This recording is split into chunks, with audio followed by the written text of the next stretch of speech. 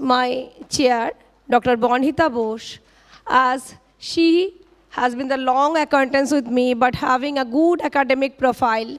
She already has qualified WB SET in 2018.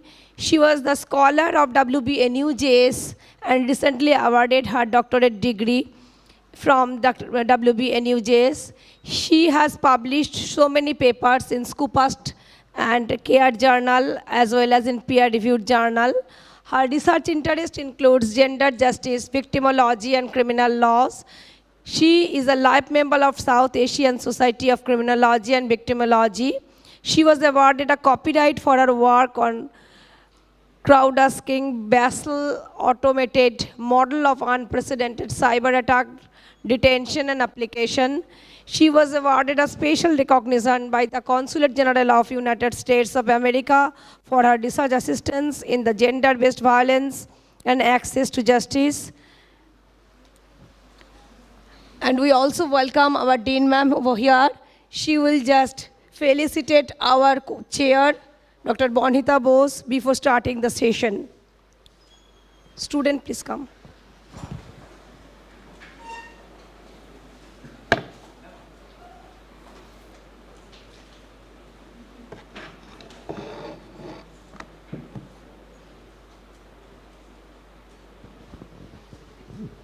Very rare moment. Our Dean Madam is felicitating our HOD Madam, and two of them are very own of our institution.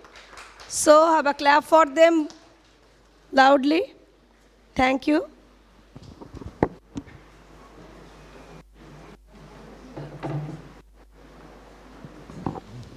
Kindly, paper presenters, please note that you will have to stick on your research problem and your findings. You will be given 6 minutes for your presentation. I now call Sohini Sheel and Medhasri Das. Their topic is on mental health is a key component of workplace safety.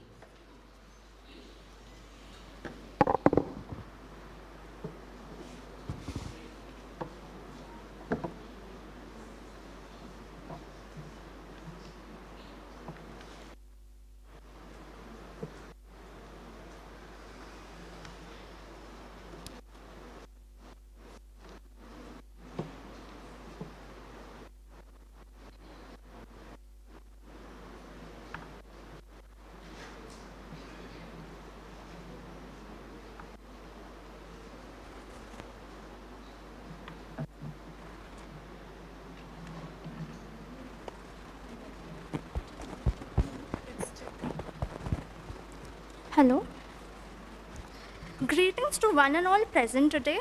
Myself Sohini Sheel, and today me along with my co-author Medhasri Das are going to present on the topic mental health is a key component of workplace Mic safety. is not working, I hope. Kindly check.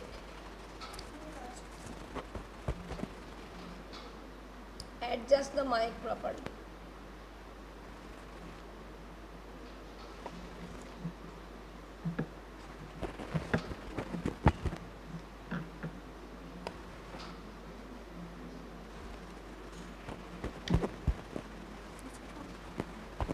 Hello. Okay, now. Greetings to one and all present today. Myself Sohini Sheel, and today me along with my co-author Medhasri Das are going to present on the topic mental health is a key component of workplace safety. As we all must be knowing that there is a well-known saying by Cathy Morton, mental illness occurs when our mental health is compromised or neglected for so long that it affects our ability to function in our everyday life.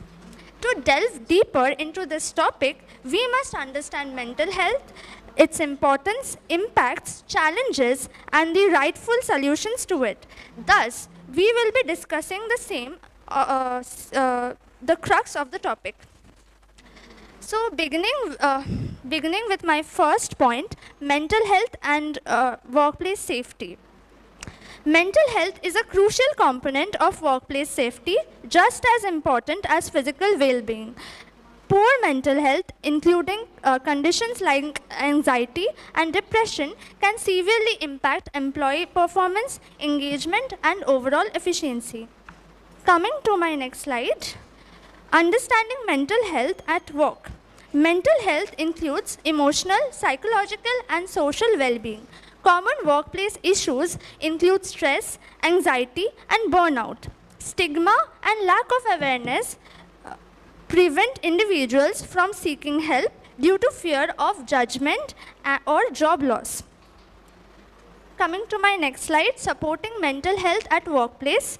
Employers play a vital role in fostering a supportive environment by integrating mental health into workplace policies. Addressing stress like harassment and excessive workloads is extremely crucial for workplace safety concerns.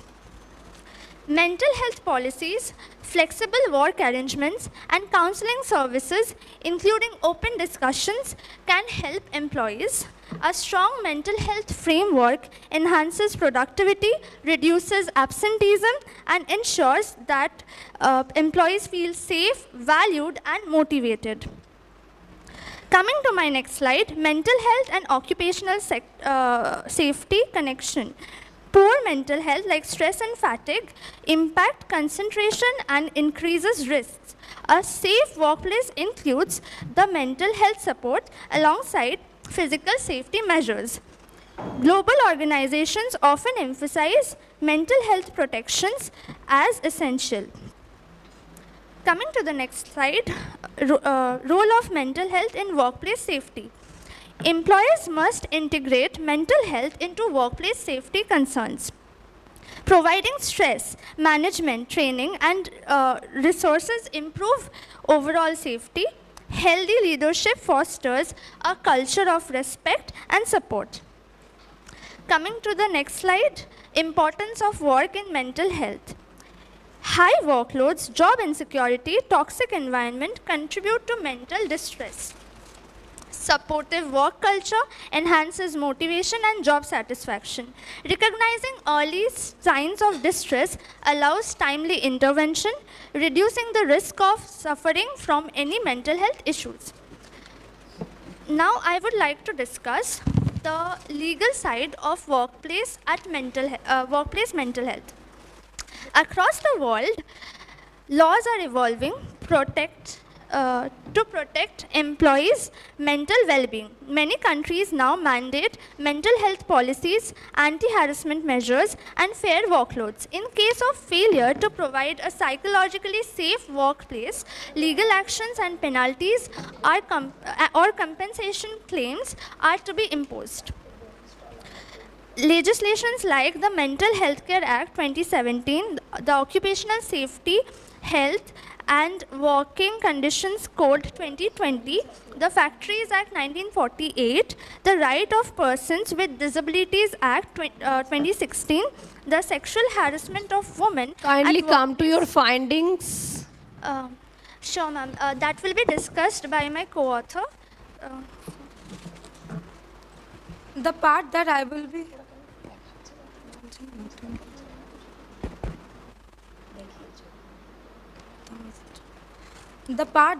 be discussing about, which was early. Hello. The part that I will be pointing out is the precedent that has been set out in the courts and in some of the landmark cases. In Rabinder Kumar Dhariwal versus Union of India, the Supreme Court stresses the necessities of reasonable accommodation for employees for mental health disorders. The judgment emphasized the employer must recognize the unique challenges posed by mental health condition and proactively supports affected employees. And in the case of Vijay Verma versus Union of India, the court acknowledged the significant impact on mental disorder on employment, noting that such conditions affect both job access and retention. The judgment reinforced the needs to address mental health issues to ensure a safe and supportive work employment. Mental health with... Ma'am, should I continue? Your suggestions, please. Recommend Recommendation being enhancing mental health infrastructure, awareness and training programs, employer assistance programs, state-level mental health policies. Ensuring mental health is the workplace is vital for safety and performance. Negative workplace culture, unsafe conditions, Please don't whispering. Please don't heavy whispering within the workloads hall. leads to low productivity. Employers should integrate mental health policies, flexible work option and training while recognizing early warning signs of mental health issues. A supportive environment boosts performance, reduces absenteeism, and enhances satisfaction. In order to conclude, in our opinion, Northeast India faces distinct challenges regarding workplace mental health, but legal framework and proactive policy can bridge the gap. Employee and policy makes must ensure the mental health is integrated into workplace safety norms and provide a more proactive workforce. Thanking you so much, judges, and to everyone present for providing us with the wonderful opportunity to present our papers. Okay, thanks, Shohini and Medhasri. I now next call Iraboti De, Shukriti Das, and Professor Mishti Shaha for their presentation.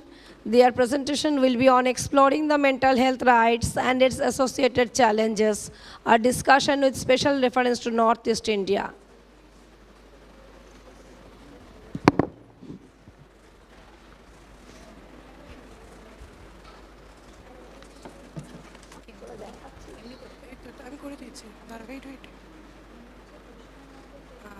This one.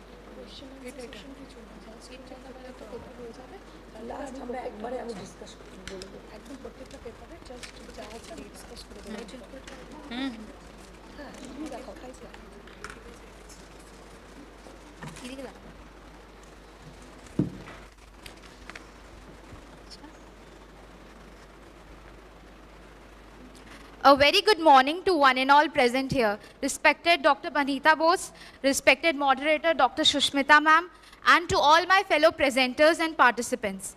I would like to take this opportunity and introduce myself. I am Iraboti De, a 6th semester BBA LLB student from Sister Nivedita University, and with me is my co-presenter Sukriti Das, a 6th semester student BBA LLB honors from Sister Nivedita University, and our co-author Ms. Mishti Shah ma'am, Assistant Professor, Department of Law, Sister Nivedita University.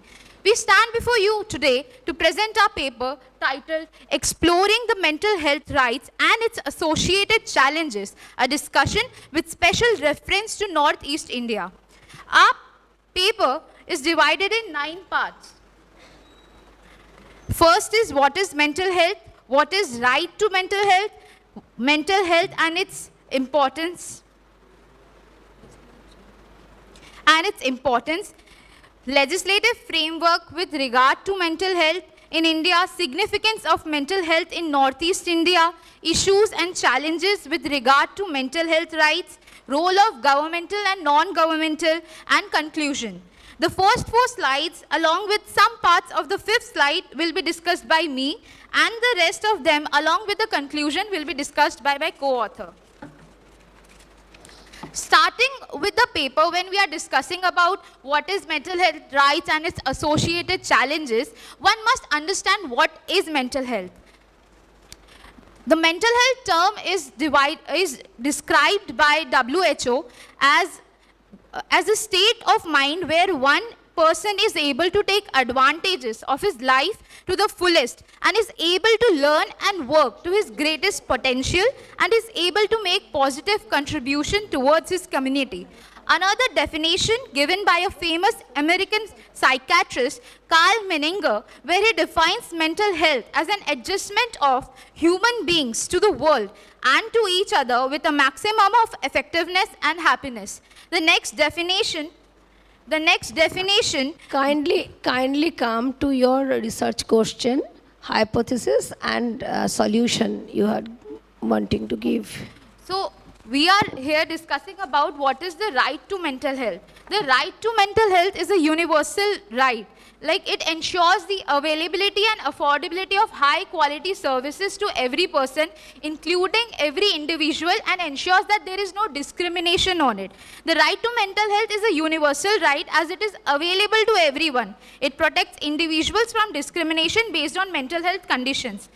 Going to the next slide, we are discussing about mental health and its importance, the impact it has on the overall well-being of a person. If the mental health of a person is stable and in a good condition, it has influenced relationships. Like we are connecting the mental health well-being with its impact it has on relationship. If the relationship in a family is well, it is because of the members of the family has well and stable mental well-being. Then we have also focused on the effect of mental health, effect of good mental health on work. If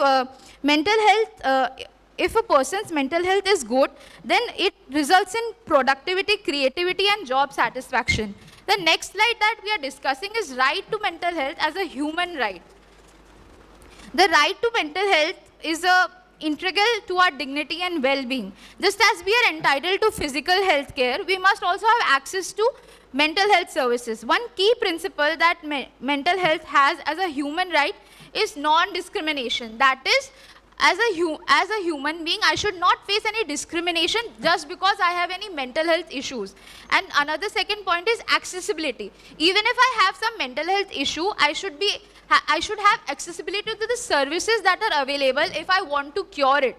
And equity ensures that even if I am suffering from any mental health, I will be given same opportunity as every other person I will be given same opportunity. The next slide that we are discussing is about legislative framework with regard to mental health in India. Here we have discussed about Mental Health Care Act and the Rights of Person with Disability Act. This will be discussed by me, and the other two will be discussed by my co-author. Now talking about Mental Health Care Act, this act has evolved through times. The first act was Mental Health Act 1987. This act focused on the institutionalization of people with mental illness with provision of involuntary admission. But this act was criticized as it did not protect the rights of patients. After this act came the United Nations Conventions on the Right of Persons with Disability Act. This act again needed reform because over the time challenges increased and it failed to address the modern day problems that were faced by mental health patients. After this, finally came the Mental Health Care Act 2017 that ensures that a patient has right to accessible, affordable, and dignified mental health care. Now, talking about the next act, that is Right of Persons with Disabilities Act 2016. This act ensures that any person with disability has got employment opportunities, accessibility to services like government buildings, public transport, and ensures that the person with disability is treated with equality in the forum. Now I would call upon my co-author Sukriti Das to continue with the presentation. Thank you. Ma'am, can I just take 2 minutes? Already time is up. Kindly conclude with the suggestions. Okay. Bring to the conclusions. Thank you, Ramati. I would like to conclude about a paper by saying that mental health is a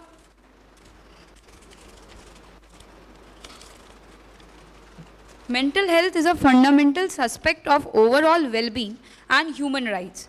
Yet, it remains a neglected issue in many regions, particularly in the Seven Sisters. And because of its geographical isolation, socio-political interest, high rates of drug abuse, and inadequate mental health infrastructure. Despite the presence of legal framework, as my co-author mentioned already, like the Mental Health Care Act of 2017, access to mental health services still remain limited due to stigma, lack of awareness, and insufficient number of trained professionals in the region. The role of both governmental and non-governmental organizations is crucial in bridging this gap by advocating for policy reforms, expanding community-based relationships, and integrating mental health into the broader healthcare system. Addressing the mental health challenges in the Northeast India requires a multi-pronged approach, including legal protections, awareness campaigns, investment in mental health services, and culturally sensitive interventions, especially for tribal communities. However, true test of this concept lies in the implementation. It is up to all of us, the civil society, the individuals, to ensure that these rights are truly realized and that every person with a mental disability can lead a life of dignity and opportunity. Thank you. Thank you very much. I would like to call upon Komal Pandey. Her topic is mental health as a universal human right, Meghalaya's unique approach to combating stigma and enhancing care. Komal, I request you to place your research questions, problem, and your solution only.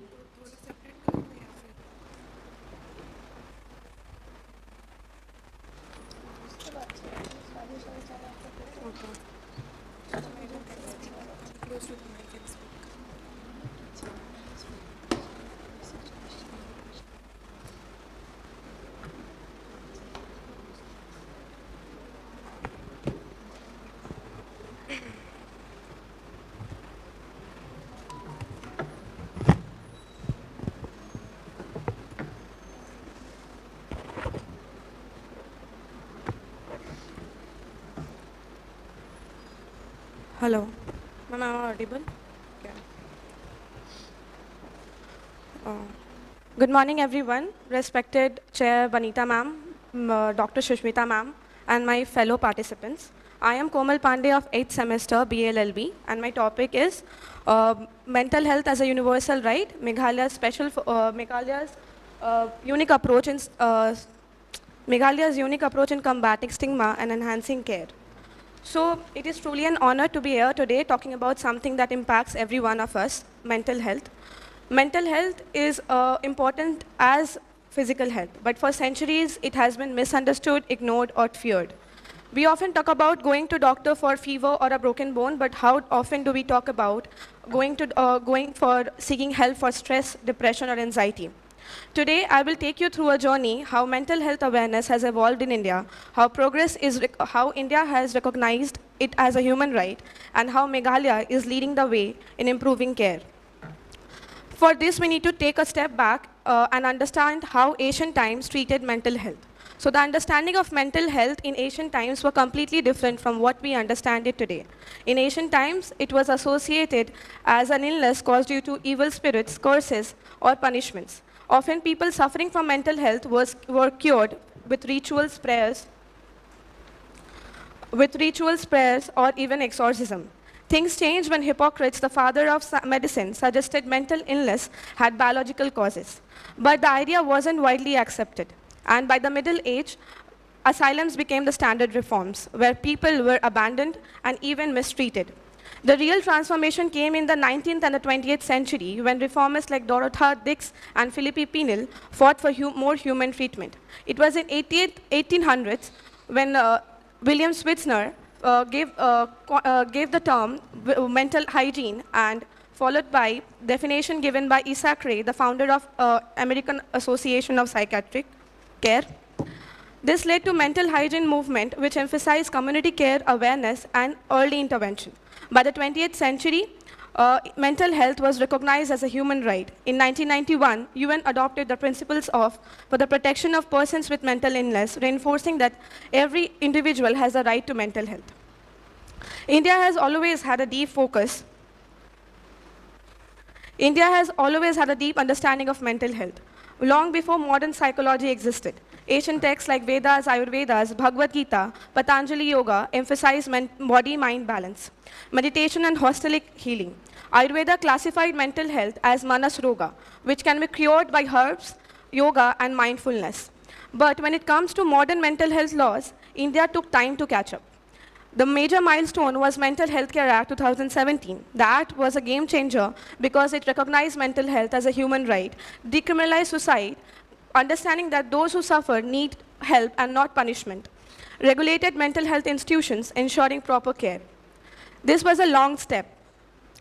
Meghalaya is known for its beautiful landscapes and rich culture, but it faces major challenges when it comes to mental health. Depression and anxiety are among the highest in Meghalaya. So suicide are extremely high. About in 2021, in just 1 year, 226 people took their own lives. Substance abuse is thrice the national average. But why is this happening? The answer is very simple. Lack of mental health care healthcare services in rural areas, stigma and cultural taboos associated with mental health, and poverty and unemployment increase stress, which leads to higher substance abuse and automatically suicides. Clearly, something had to be done, and Meghalaya took to action by launching Meghalaya's Mental Health and Social Care Policy Act. The policy focuses on 3 prime areas: community awareness, which educates people to reduce stigma; better care and accessibility for like setting up health helplines and mobile clinics; training local health workers, such as indigenous workers and community workers, so that they can provide mental health support. One of the biggest priorities of this policy was tackling substance abuse, which was the highest. Alcohol and drug abuse among the youth was rising, with easy access to illegal substance. Many people start using substance to cope up with stress, anxiety, and depression. Addiction leads to job loss, broken families, and even suicide. To address this, Meghalaya government has focused on settling up rehabilitation center, educating schools and colleges, providing support groups for recovering addicts. Mental health and substance abuse go hand in hand. You cannot treat one without addressing the other. One of the major exciting initiatives taken by Meghalaya was the incorporation of yoga in its mental health policy. Now, the important question is why yoga? Because science backs it up. Science has proven that yoga reduces stress, anxiety, and PTSD syndrome, improves focus, memory, and emotional resilience, lowers stress hormones, help people regain emotional balance. In Meghalaya, yoga is being promoted in schools, colleges, community centers, even in security forces like BSF and IAF, to help them cope up with the high-pressure environment. Yoga is not just about physical health. It's scientifically proven mental health tool. While Meghalaya's mental health policy is a big step in the right direction, we still have a long way to go. But for changes, we need more awareness campaigns, more trained professionals, and more government funding. At the end, mental health is not just a privilege, it is a human right. Meghalaya is showing us that change is possible if mental health is treated as a priority and not just as an afterthought. So let's come together and create a society where no one suffers in silence, where seeking for help is normal, and mental health well-being, or mental well-being is a right for all. Thank you. Thank you, Komal, for completing within time. Now I may call Devdeep Giri and Vidita Chakraborty. Their topic is mental health equity, challenges and solutions for marginalized group in northeastern India.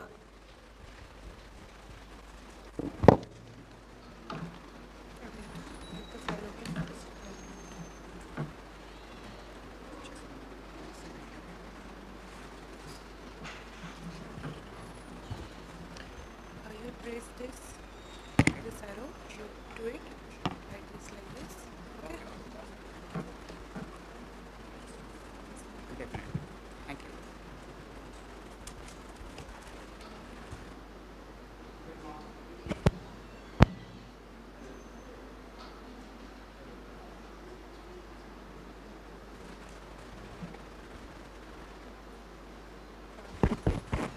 Hello.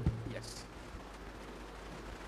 Good morning, respected chair, respected moderator, my fellow presenters, and one all present today.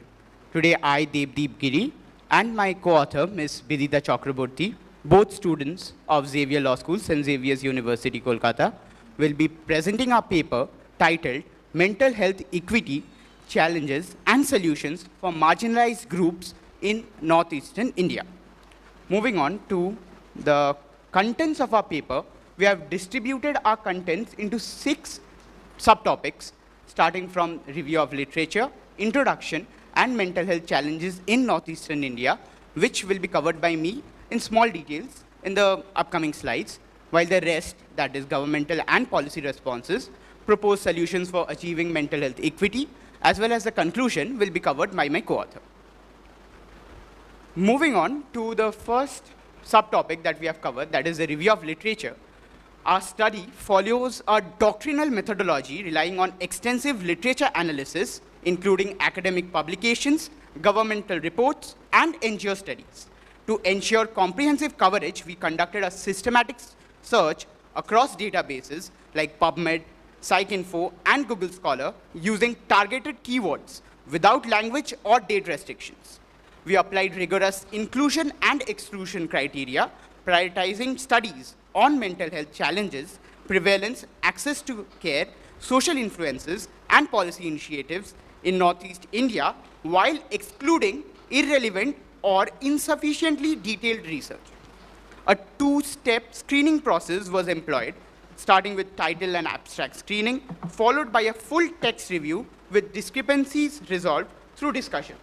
However, a key challenge we encountered is the limited region-specific research on Northeast India. To address this gap, we supplemented our findings with broader Indian and global studies on healthcare barriers, political instability, and ethno-communal violence, which share similar structural challenges. This approach provides a well-rounded foundation for understanding mental health inequities in the region. Moving on to the next slide, that is the introduction. We have tried to summarize what we have presented in our entire paper in the introduction. That is, in this paper, we examined the concept of mental health equity, which ensures that every individual, regardless of gender, ethnicity, or socioeconomic status, has access to quality mental health care.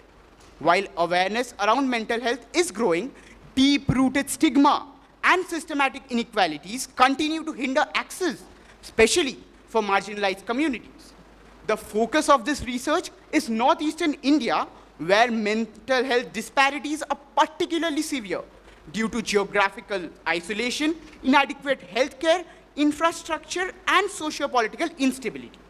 Marginalized groups, including indigenous communities, LGBTQIA+ individuals, and conflict-affected populations face significant barriers in accessing mental health services, exacerbating existing inequalities. Additionally, the region's history of insurgency, ethnic tensions, and gender-based violence has intensified psychological distress. Yet, mental health remains a neglected area in policy and governance. Cultural stigmas further discourage individuals from seeking professional help, viewing mental illness through a lens of superstition and social exclusion. This paper highlights the urgent need for targeted solutions such as community-based interventions, telepsychiatry initiatives, and inclusive policy reforms. By addressing these structural gaps, we can move towards a more equitable mental health care system that recognizes mental health as a fundamental human right. Moving to the last part from my side, that is the challenges faced related to mental health in Northeastern India, I would like to say that addressing mental health in Northeastern India requires an understanding of the unique challenges shaped by Kindly geography. come to your findings. Kindly come to your Definitely. findings. Ma'am, as soon as I complete that, the findings will be shared. There are three main challenges that we have highlighted here. That is geographic and socio-cultural isolation. The second one being impact of ethnic and political conflicts. And the third one being stigma and cultural perceptions of mental illness. The first one, that is geographic and socio-cultural isolation, has been due to the region's difficult terrain, dense forests, and mountainous landscapes, which limit infrastructure development, restricting healthcare accessibility. The second point, that is the impact of ethnic and political conflicts, can be understood by insurgency, ethnic violence, and prolonged instability in states like Assam, Manipur, and Nagaland, which have exacerbated mental health issues with high prevalence rates of anxiety, depression, and PTSD among affected communities. The last one, that is the stigma and cultural perceptions of mental illness, remain major barriers, as in many tribal communities, mental health conditions are attributed to supernatural or spiritual causes, leading individuals to seek help from shamans and traditional healers rather than medical professionals. Understanding these complex challenges is crucial in developing effective inclusive and accessible. We are mental health. requesting you to conclude with your suggestions. Moving on, my co-author will continue.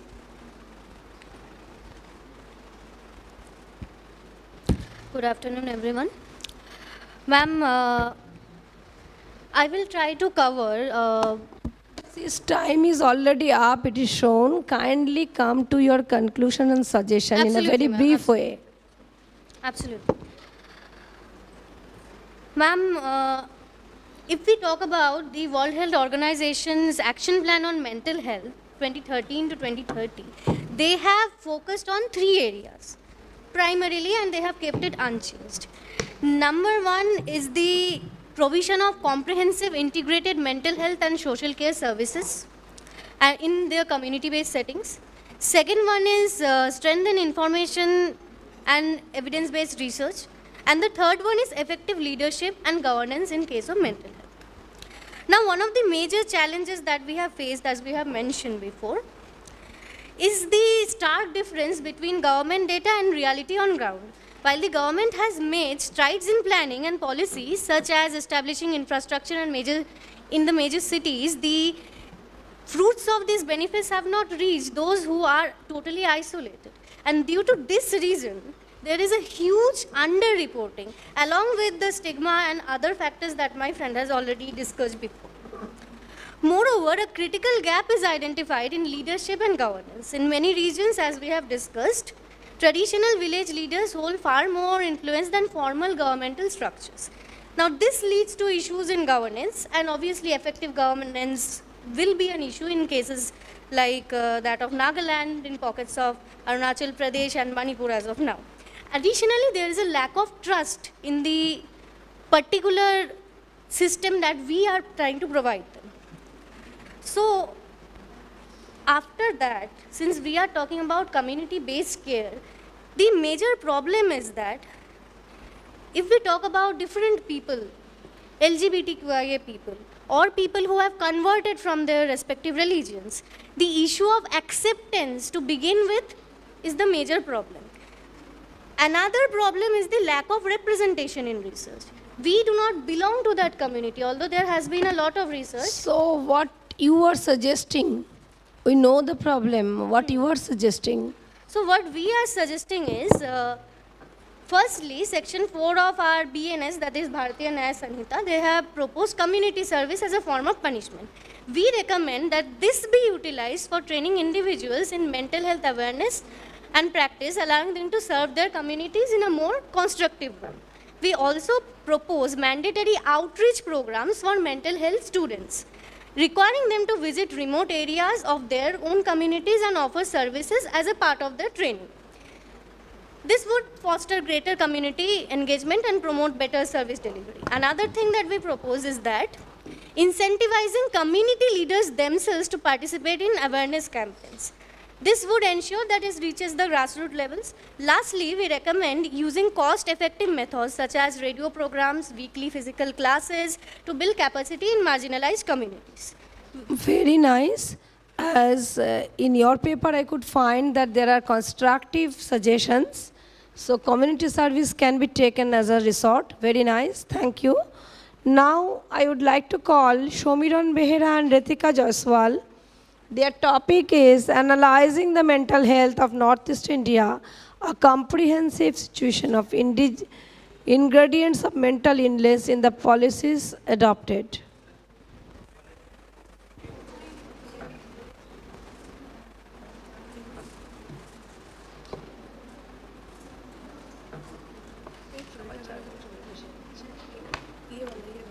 Space button ना ठीक है हो जाएगा चापना hello हाँ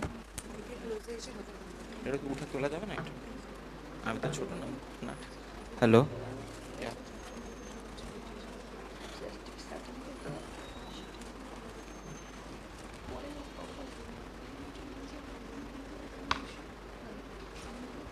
ma'am should we start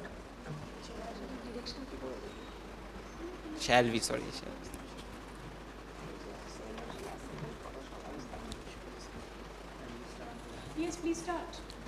Yes, yes, of course. Yeah.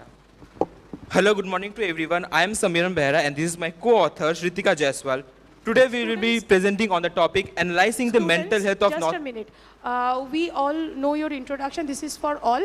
Please start with your research problem, then questions, your findings. That would be more comprehensive. Okay, ma'am. So, ma'am, we have distributed the factors contributing to mental illness into 4 categories. That is the socio-cultural influence, community right within the tribes, substance abuse, and lastly, the geographical and the environmental reason. So, starting with the socio-cultural influence, the Northeast region has always been backward due to the lower industrialization, low income inequality, which includes low income level unemployment and underutilization of natural resources. Like, for example, the state of Arunachal Pradesh has vast mineral forest resources and water resources, but still it is not utilized. This leads to the region being underdeveloped. Now, moving to the next slide, the Northeast India has always been the site to numerous conflicts. The most recent one is the Manipur conflict, which was between the Methi community and the Hill tribe group.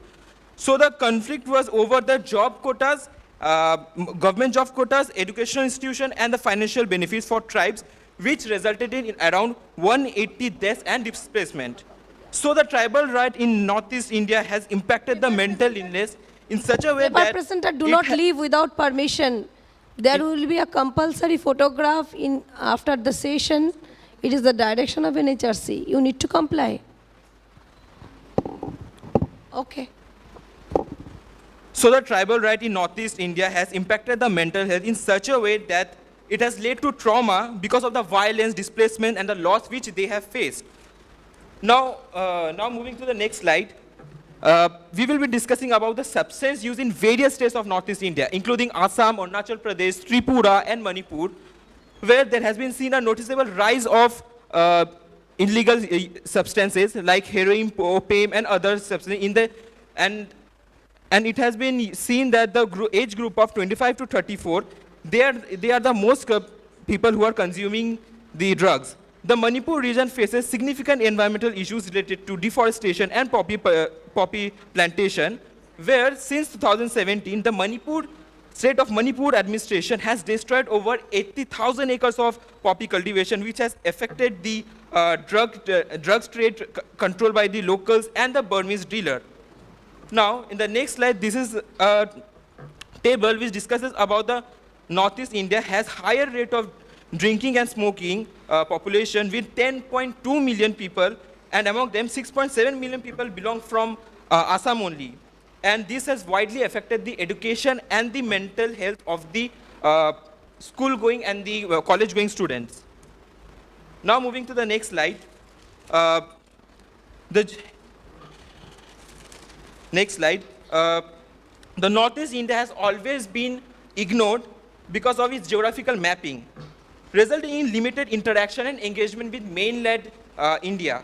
So, for example, the state of Arunachal Pradesh is always subjected to isolated policies because of the inner line regulation which was implemented by the British government, but still it is being followed. No new policies have been made. As I've mentioned before that about the detachment of the Northeast from the mainland India, they are often ignored and viewed as outsider. For example, whenever Northeast student comes to like the mainland cities like Kolkata, Mumbai, they often face racism. So this makes them feel like they are inferior in their own country, and this widely affected their mental health. Now here is a table which discusses about the environmental issues, which includes cholera and vibrio illness in Assam and Meghalaya, and the other details of the other states. The Northeast region is particularly affected by the landslide and earthquake, which leads to the environmental issues and strain the healthcare system. Now moving to the next slide, the mental healthcare policies and the initiatives. So my co-author will be addressing this. Actually, 2 minutes left. Kindly conclude with your suggestions. There is an announcement. Ma'am, can I... If everybody... Acha, okay. Ma'am, can I complete 1 or 2 policies? So to overcome these factors, we are going to discuss about some programs and policies. So the Mental Health Care Act, which defines mental illness as a significant disorder affecting mood, perception, memories. It also ensures government-funded high-quality services equality of treatment. Next slide. We are having National Mental Health Care Program, a government program in India that aims to make mental health care more accessible and affordable. Moving on to the next program, we are having District Mental Health Care Program. This is a program launched by Indian government to offer district level mental health assistance and services. The next policy we are having is Meghalaya Mental Health and Social Care Policy. Meghalaya, India has announced the first ever draft state mental health and social care policy, making the third state in India and the first in the Northeast India to implement such a policy. This policy aims to promote basic mental health and well-being to provide appropriate access and services addressing common and severe mental health. To sum up everything, we come to the point that mental health is a fundamental human right. It must be given top priority in the legal system, social structure, and healthcare, social justice, and well-being. Here are some recommendations we are going to end up with. For better output, the current policies along with the future policies need to focus in strengthening the implementation of DMHP in the Northeast state, increase funding and focus on training mental health professionals, and expand the telemedicine and community-based mental health programs. Just like Meghalaya, the other Northeast states should develop their own state policy and would address internal facilities contributing to mental health. Thank you. Thank you. There is an announcement. Who yet not signed the registration paper today, they must have to go after the session to before the beside the seminar hall and sign the registration sheet. Okay? Without complying this, please don't leave. Thank you. Yes, thank you. Next, Shimi Sharma and Tanushree Nandi. Their topic is understanding the correlation between substance abuse and mental health in Northeast India.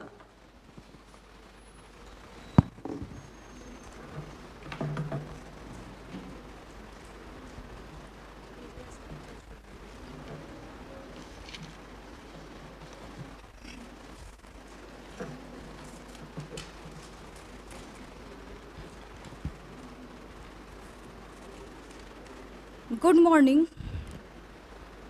Good morning to all the esteemed dignitaries, distinguished faculty members, and Honorable HOD Ma'am, and valued participants. I am Simmi Sharma, and she is my co-author Tanushree Nandi. We are the first year students of Sister Nivedita University. We have conducted an in-depth study on the topic, understanding the correlation between substance abuse and mental health in Northeast India. We have found several problems that exacerbates the problem of substance abuse in Northeast India that further leads to mental health problems.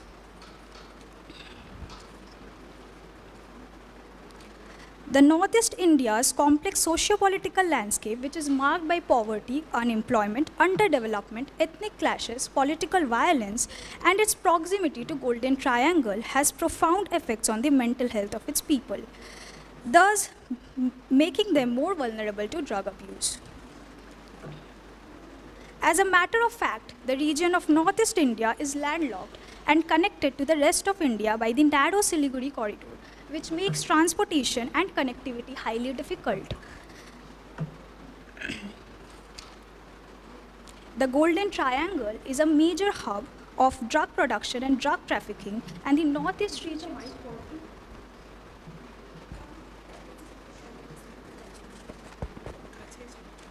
and the Northeast region's proximity to the Golden Triangle has enabled the easy flow of drugs into the region. Now I would request my co-author to proceed.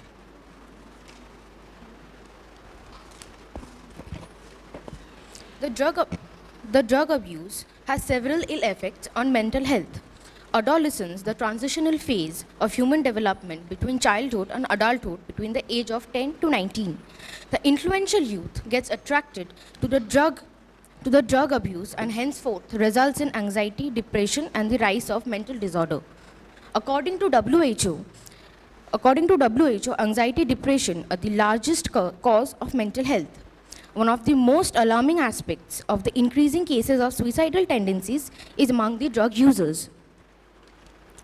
We would like to conclude our statement as to mitigate the mental health challenges in Northeast India, raising awareness through targeted campaigns, strengthening mental health infrastructure and affordable services can significantly improve the mental health and landscape in this region.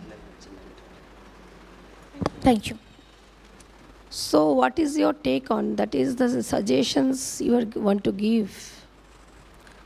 Ma'am, the suggestions that were mentioned, that more infrastructure which needs to be improved and more campaigns because of the adolescents. Okay, thank you. I would now like to call Sohini Bishwas, a student of LLM of our university at legal. Her topic is a legal and sociological study of the impact of the social media on narco use and patterns of mental health outcomes in Northeast India.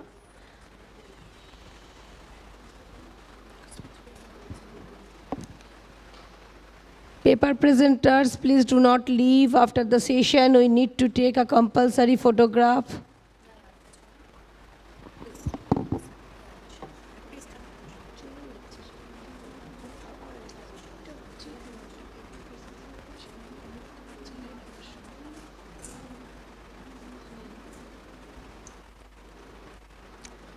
Ma'am, shall I start? Greetings of the day to the chair and everyone present here. So today I'll be giving a presentation on the topic, a legal and sociological study of the impact of social media on narcotics, use pattern and mental health outcomes in Northeast India. Moving ahead, I'll start with the introduction. The introduction highlights how Northeast India is experiencing increasing social media proliferation with a surge in usage among the youth. However, this has also led to concerns about the rising substance use as social media influences behavioral pattern and exposure, peer pressure, and online drug markets. The study explores the connection between the social media, substance use, and mental health. Thereby, we'll be moving ahead with the next slide. That is social media and substance use in Northeast India. Here, ma'am, I'll be discussing about the latest strategies and what are the statistics related to it, which I have divided into three heads. Firstly, that is the high substance use among the social media users, whereby 79% of the male tribal adolescents in Tripura use social media, out of which 40% of them use the substances. Secondly, tobacco use in Meghalaya. 96.4% of school children use tobacco, the highest rate in the Northeast India. And last, that is mental health and substance use. Arunachal Pradesh has the highest adolescent mental health issues, that is 41%, with 29% using alcohol and 28% of Meghalaya students using illegal drugs. Now let us understand what is the role of social media in drug use. I'll not be taking much time into this, and I'll just stick to the factors, that is exposure and normalization, whereby glamorous portrayals of the drug use online, peer pressure and FOMO, that is fear of missing out. Teens are influenced by curated lifestyles, and accessibility, that is easy accessibility through online drug markets, darknet transaction, and digital payments.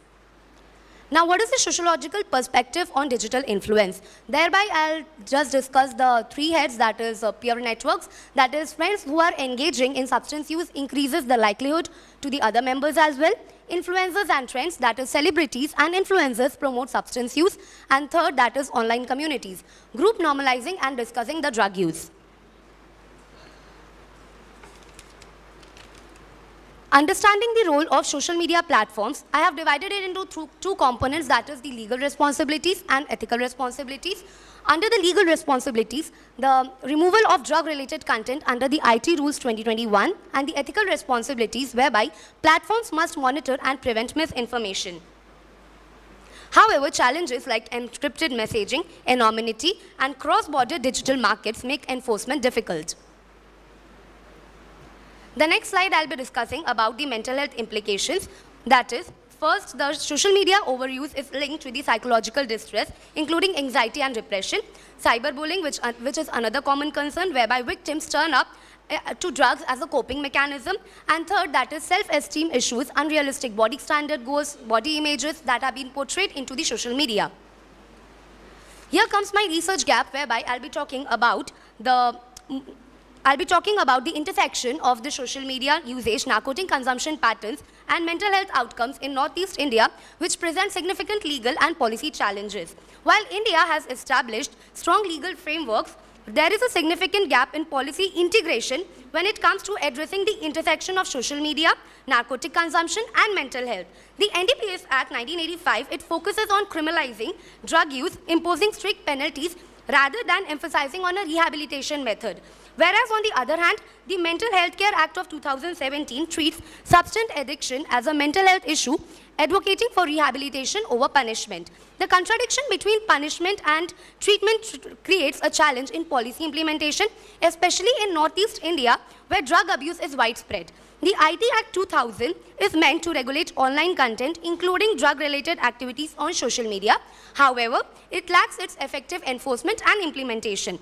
To address these gaps, there is an urgent need for a unified legal framework that combines law enforcement, digital monitoring, and public health interventions.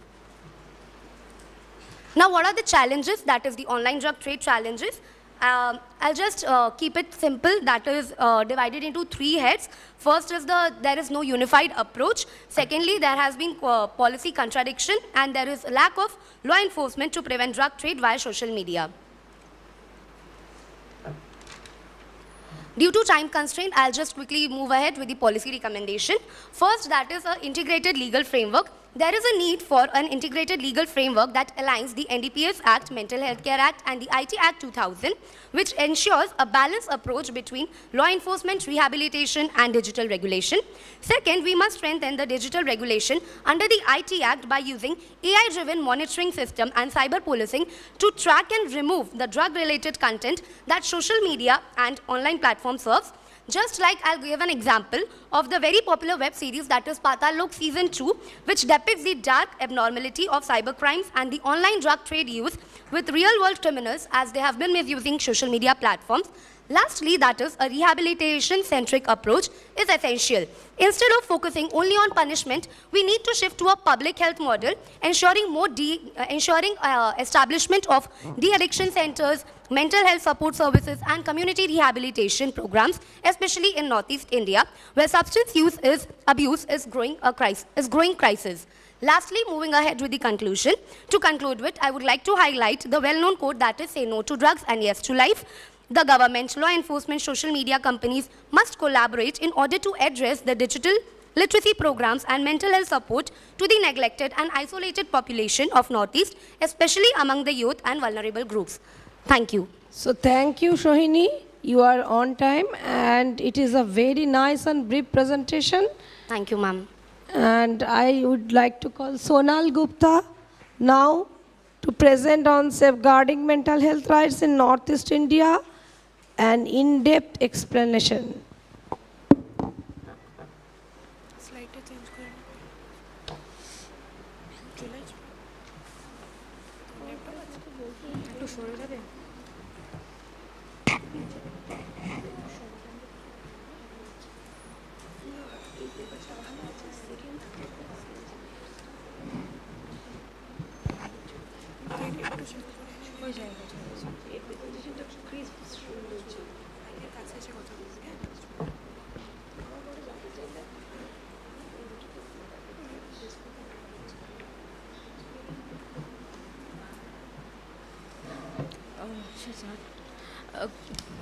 Good afternoon, respected panelists, fellow researchers, and esteemed attendees. My name is Sonal Gupta. My topic for the presentation is Safeguarding Mental Health Rights in Northeast India, an in-depth exploration. I would like to begin my presentation with a quote from Dr. Vikram Patel, a leading mental health expert, who once said that mental health is not just an individual concern, it is a societal issue, and it is particularly true in Northeast India, where mental health issues are often ignored due to stigma, isolation, and a limited access to care. According to National Mental Health Survey of India, conducted in 2015 and 16, nearly 10% of the people in this region suffer from mental health disorder, but few receive proper treatment. Northeast India is culturally diverse region, home to numerous indigenous communities with rich traditions, languages, and customs. Despite the diversity, Northeast India's cultural landscape faces significant challenges due to socio-political issues, including ethnic tensions and insurgencies. Through this paper, we will explore the research gap related to the lack of mental health awareness and literacy, insufficient policy implementation, and shortage of mental health professionals. It explores cultural, political, and economic factors affecting mental health care. It evaluates existing frameworks and proposes solutions to reduce stigma, improve service access, and create holistic care model. The research uses doctrinal analysis of legal framework and review of government reports to identify and suggest improvements. My presentation will be will have broadly three aspects. First being challenges and traditional barriers affecting mental health care in Northeast India. Second being overview of mental health policies and legal framework in Northeast India, and strategies for safeguarding mental health rights in Northeast India. Coming to the challenges and traditional barriers affecting mental health care in Northeast India. Northeast India is dealing with serious mental health problems due to mix in cultural stigma, political instability, and poor infrastructure, and a lack of awareness. These challenges affect vulnerable population like women, children, and LGBTQ community. Strong cultural taboos and ongoing financial struggles make mental health problems worse, making it difficult for the people to seek help. Traditional healing practices, which are important part of region's culture, often prevent people from seeking modern, scientifically proven mental health treatment, leaving many problems untreated or unrecognized. Additionally, substance abuse, particularly involving alcohol and narcotics, deteriorates mental health, further affecting access to effective treatment. The region's remote geography and limited infrastructure make mental health service difficult to access, and political instability amplifies these barriers.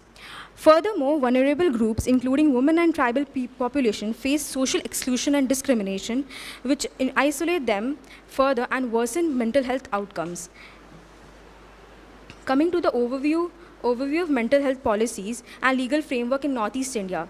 There are several policies and legal framework in Northeast India, mainly the National Mental Health Policy of 2014, Mental Health Care of 2017, National Mental Health Program, and District Mental Health Program, along with state-level initiatives like Assam's State Mental Health Authority and Nagaland's Telemanas, are crucial efforts aimed at improving mental health care in India. However, their implementation in Northeast India faces significant challenges due to isolation, inadequate infrastructure, and deep-rooted traditional barriers. These obstacles hinder effective delivery of mental health services, making it difficult to ensure access to care and raise awareness and address mental health needs of population. Coming to the strategies of safeguarding mental health rights in Northeast India, there must be better mental health care. We need to strengthen the mental health care in Northeast India with effective implementation of Mental Health Care Act 2017 and establishing a grievance mechanism, which is essential. Policies should be culturally adapted, integrating traditional healing with modern care. Public awareness campaigns using local language and media alongside mental health education in schools can reduce stigma. Expanding mental health centers in rural and conflict areas supported by telemedicine and mobile units can improve access. Addressing workforce shortage through training programs and incentives with a focus on vulnerable groups is crucial for better care delivery. I would like to conclude that there must be an effort to move stigma as a support. We need to create understanding in communities so that people will feel comfortable seeking mental health care without fear of judgment. Mixing traditional healing with modern care helps create solutions that respect local culture. Training mental health workers and building support networks also allows mental health to reach to more people. To build a lasting mental health system, we need to invest in professionals, facilities, and technology like telemedicine. It is important for the government, NGOs, traditional healers, and communities to work together to solve the challenges faced in this region. To summarize, we have explored the significant mental health challenges facing Northeast India, including cultural barriers, substance abuse, and lack of infrastructure. We've also discussed the importance of public awareness and improving access to mental health services. It is crucial that we all work together as a researcher and community members to bridge the gap. Please conclude. Yes, to bridge the gap in the mental health care and ensure that everyone in Northeast India has access to support that they need. Thank you. Thank you, Shunal. Now I will call Shudipa Odhikari, Beacon of Change for Northeast India, analyzing Meghalaya's mental health and social care policy 2022 is her topic. How to change it?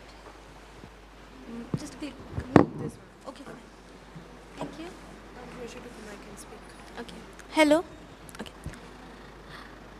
Good morning, respected panelists and everyone present over here. As the title suggests, my presentation is analyzing Meghalaya's mental health and social care policy 2022. So, coming up with the introduction.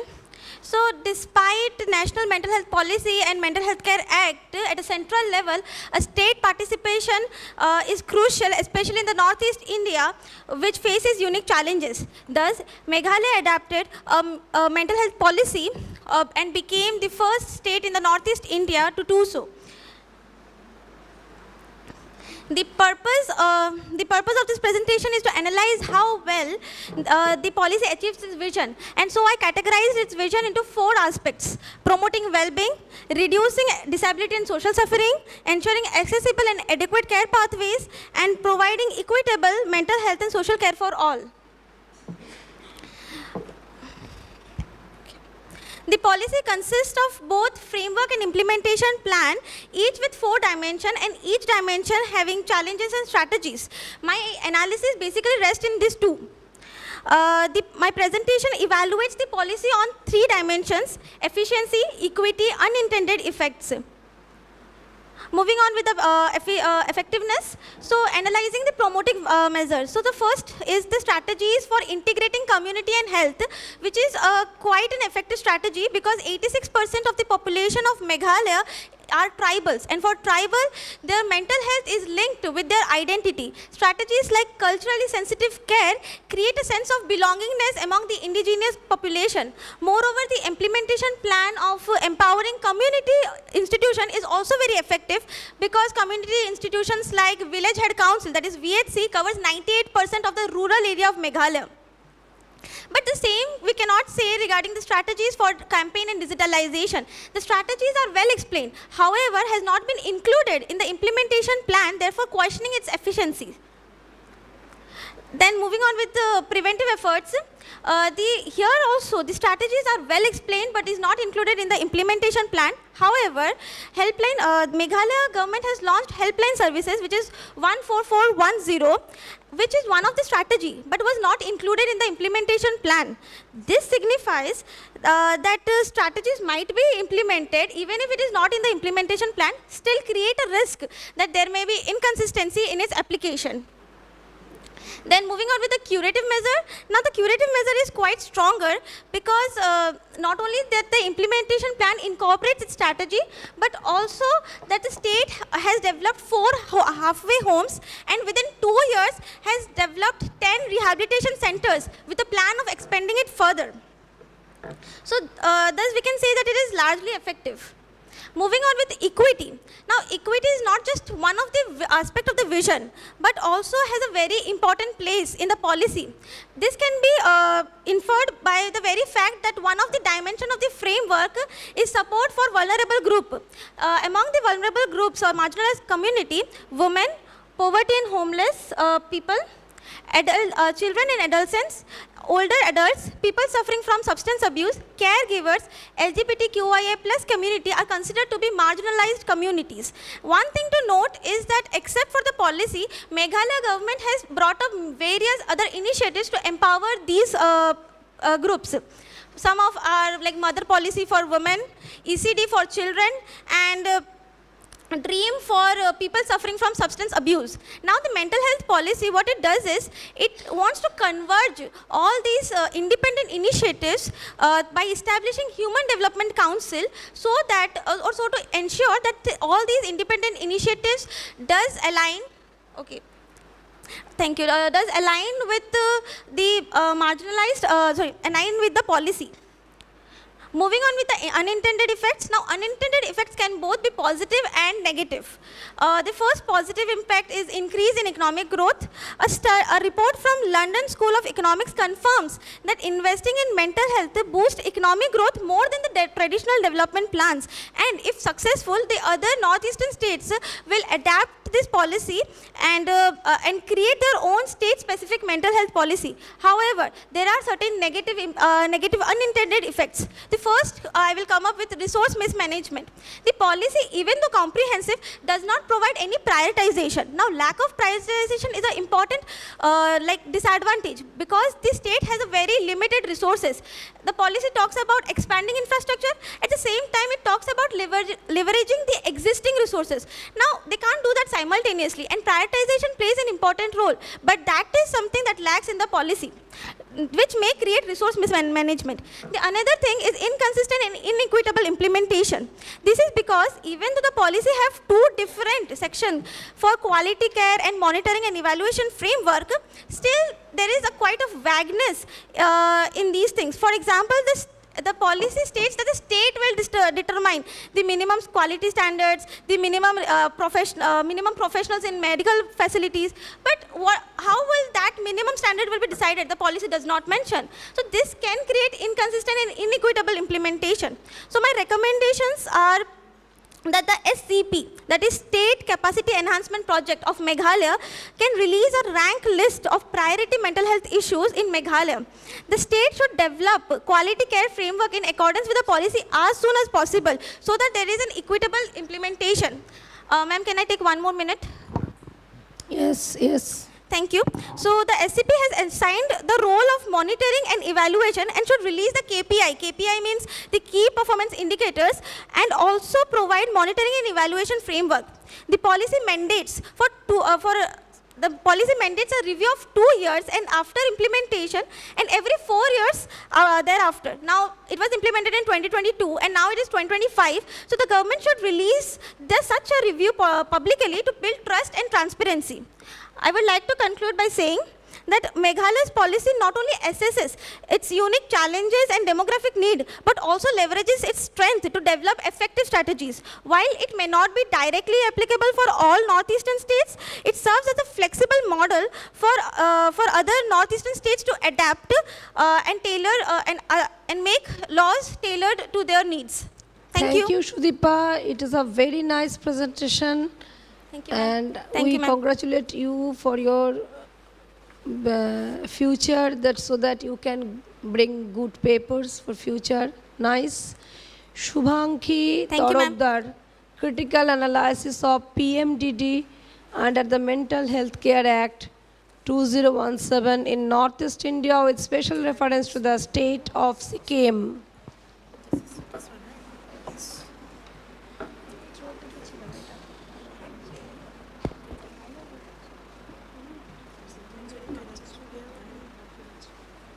Tilt it a bit, then it will be better. Tilt this way. Yes, thank you. That will be enough.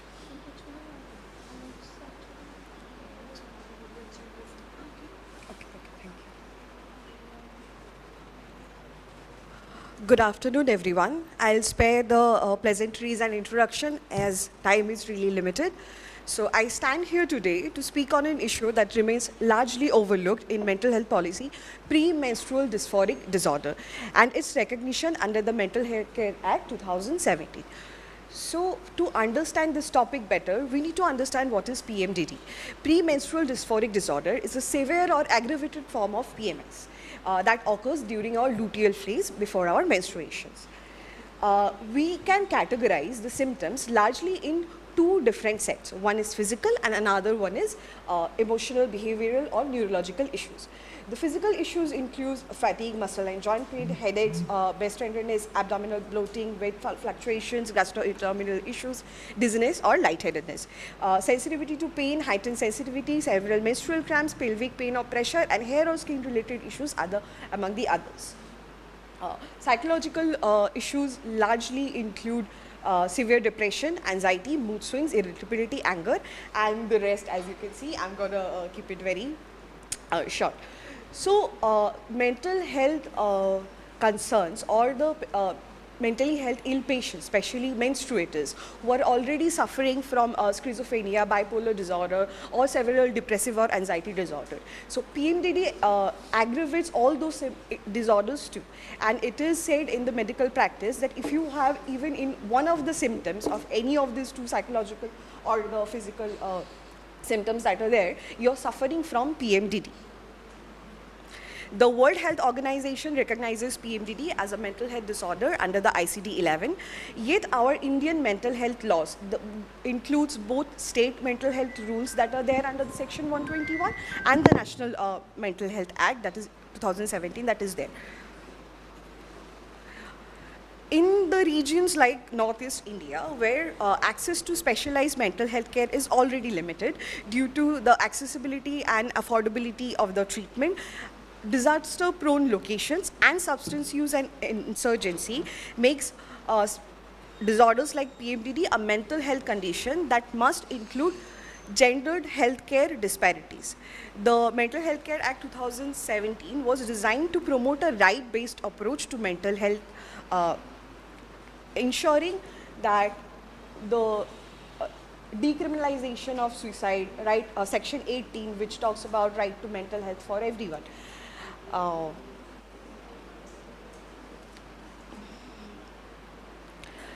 In today's time, mental health care receives less than 1% of India's total budget of healthcare, making it very difficult to implement whatever the policies that we have adopted in Mental Health Care Act 2017. While right to access to Mental Health Care Act Mental Health Care Act Section 18 includes or rather guarantees free and affordable mental health care services, but issues like PMDD lacks recognition, and those suffering from it may not be entitled to state-supported treatments. The American Psychiatric Society included PMDD in the Diagnostic and Statistical Manual of Mental Disorders. Slides are not moving. Slides. Extremely sorry. The American Psychiatric Association included PMDD in the Diagnostic and Statistical Manual of Mental Disorders in 2013 as a distinct mental disorder. Kindly come to your findings. Okay, I'll do that. Okay, so I actually conducted a quantitative study, especially in the state of Sikkim. From those studies, these were the findings. 50% of the respondents were unaware completely of PMDD, the term PMDD, before this survey was conducted. 77% struggled with accessing PMDD-related healthcare. 68% support PMDD being legally classified as a mental health disorder, and 80% favor workplace policies, whether it's paid or unpaid. The biggest policy demand, which was 70%, was for government-sponsored PMDD treatment programs, highlighting a need for financial and medical accessibility reforms, especially in the urban, semi-urban and rural areas. Comparatively, in the metropolitan areas or the urban areas, demand for policy recommendations or workplace policies were comparatively less.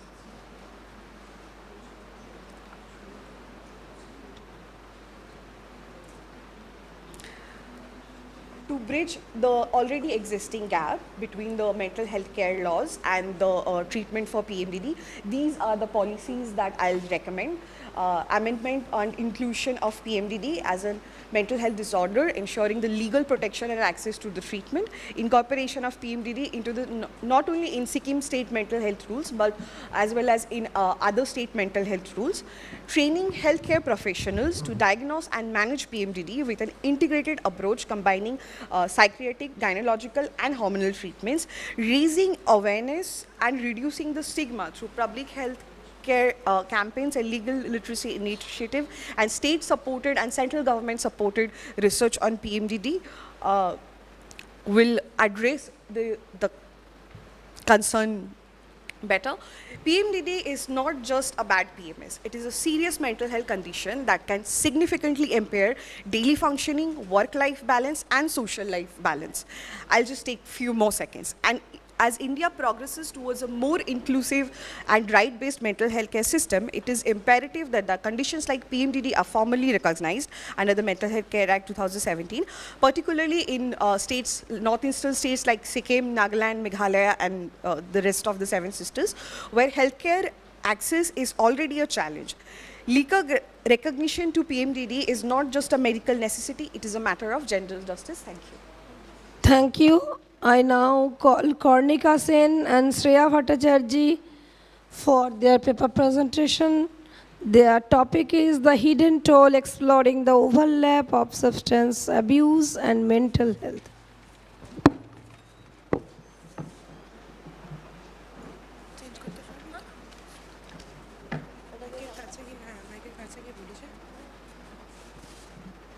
Hello. So, good morning or afternoon. Our topic is the hidden toll, exploring the overlap of substance abuse and mental health. Firstly, there's a question, does substance abuse cause mental health or does mental health cause substance abuse? The answer is, it's vice versa. Because a lot of people who have some kind of mental health problems, there's a stigma in the society that this person, no one wants to know what is the category of the mental health or what is the disorder. They just label that person as a lunatic, but as someone who has gone crazy and they need a doctor, and they should not be talked to, and it's like they are untouchable for some reason. So what happens is, because of this, drugs is something which might give you a momentary relief. It makes you ecstatic, feel a numbness, and like you will feel you are out of this world and give you a outer worldly feeling. But when it becomes an addiction, when the consequences are faced, that it causes depression, it causes severe mental disorders and health issues. So that is how substance abuse and mental health overlap. And there's teenagers, what happens is teenagers, they might want to look cool in front of their peers and try some kind of drugs for the first time. But slowly it becomes a habit and then an addiction. And I would like to explain my research problem and what we have focused on through a case study. This took place in Silchar, Assam. That is, a 16-year-old boy was, for the first time, he had taken drugs with his friends, and it was reported by Telegraph. That is, he died, and it was because of drug overdose. So there are millions of cases like this which keeps happening, and the reason for this is that these drug peddlers that are there, they use the loophole in the Act of narcotic drugs and psychotropic substances, section 27 and section 20, subsection 2, clause A, which says that if the drug is in small quantity, or if the person who is a consumer of a small quantity of drug, it's a bailable offense. So what these drug peddlers do is, they will transport their drugs in small quantity and take the protection of this section. Now, in a case, in actor Riya Chakraborty versus Union of India, in that case what happened is, Bombay High Court said that all offences under NDPS must be set aside as non-bailable offences, but then Supreme Court overturned that and said that it should not be a precedent. So my research problem here is that the loopholes, that is, the NDPS Act is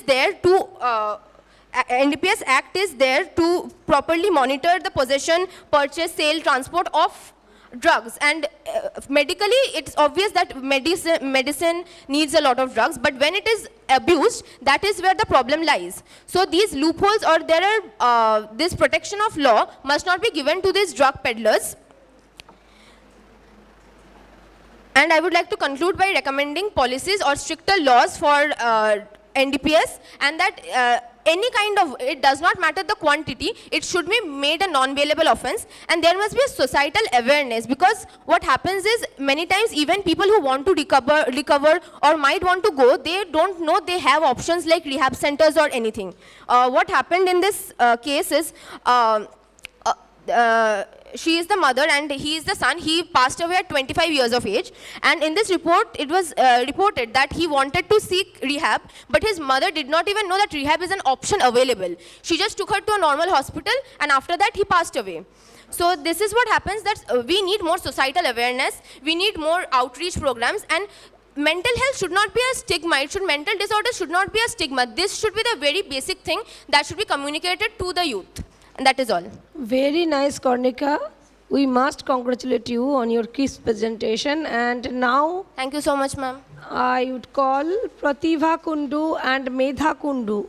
Their topic is bridging the gap, addressing mental health care challenges among youth in Northeast India. Where is the PPT? No, it is not there with us. Name? नहीं है. Yeah, mail it to me.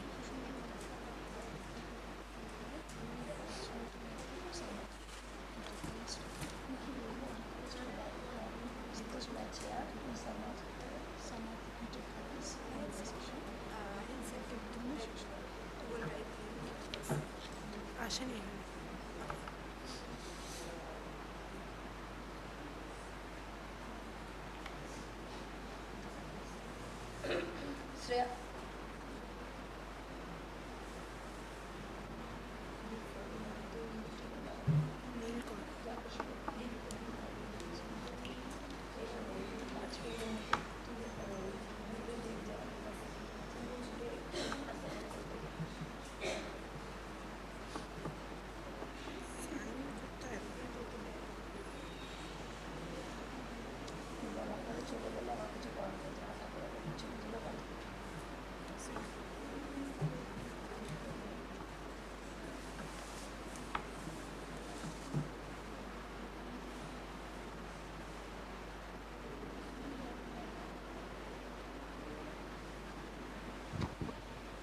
I would like to request you all, please don't whispering.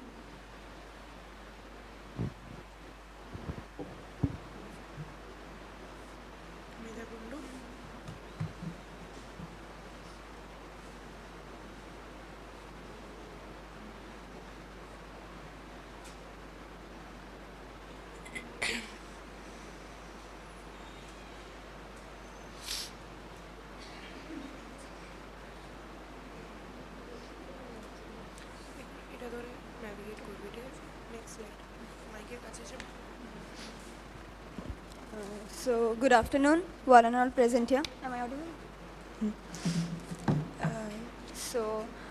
Today I, Pratibha Kundu, and my co-author, Medha Kundu, are going to discuss on an issue that affects countless young lives, which is mental health care challenges among youth in Northeast India. As we gather at this national conference on the right to mental health, it is imperative that we recognize the urgent need to bridge the gap in mental health care access and support. Understanding mental health care. The World Health Organization defines mental health as a state of well-being where the individuals can cope with daily stress, work productively, and contribute to the communities.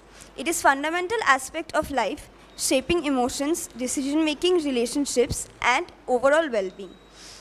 In India, awareness about mental health is increasing, but stigma and inadequate services remain major obstacles, particularly in Northeast, where unique socio-political and economic challenges further complicate the issue.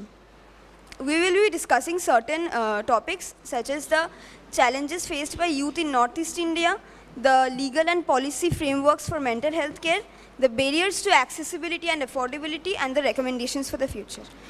So to begin with the challenges faced by youth in Northeast India, young people in this region face multiple stressors that negatively impact their mental well-being, such as unemployment, migration, political instability. As a result of the emotional distress, social withdrawal, and the substance abuse have become alarmingly common. Substance abuse and rising suicide rates. Northeast India has one of the highest rates of drug and alcohol abuse in the country due to its proximity to drug trafficking routes such as heroin, cannabis, opium are widely available.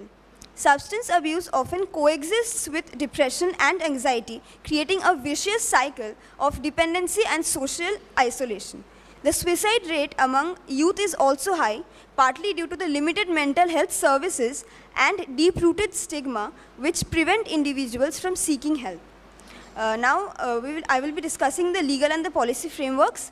This includes the Mental Healthcare Act 2017, which ensures access to mental health services and protects patients' rights. Next is the Rights of Persons with Disabilities Act 2016, which recognizes mental illness as a disability, mandating anti-discrimination policies. Now my co-author will continue.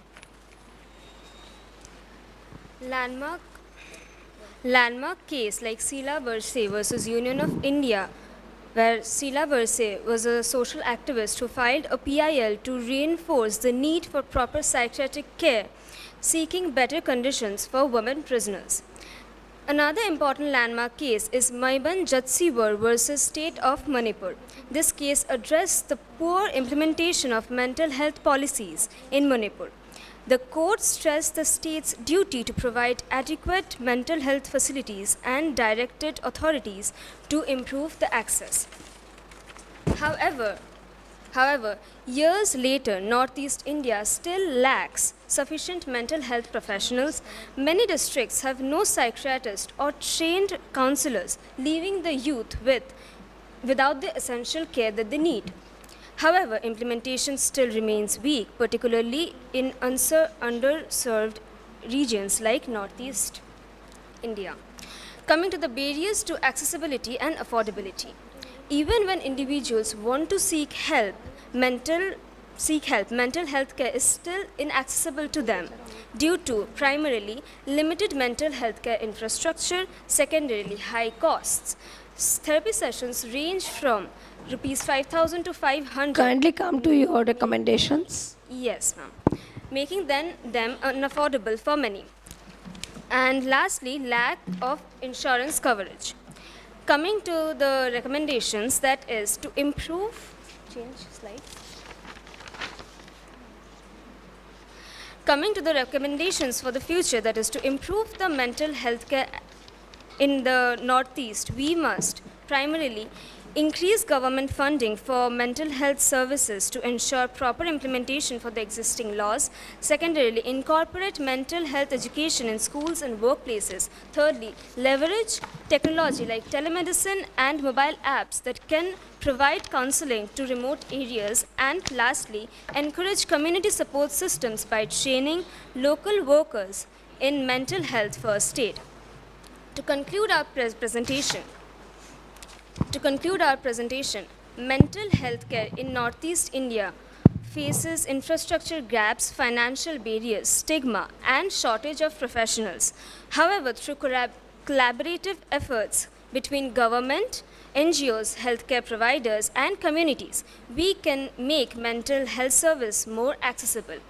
And lastly, I would like to end the presentation with a famous quote which states, "The youth of today are the architects of tomorrow, but they cannot build the future while struggling in silence." Thank you.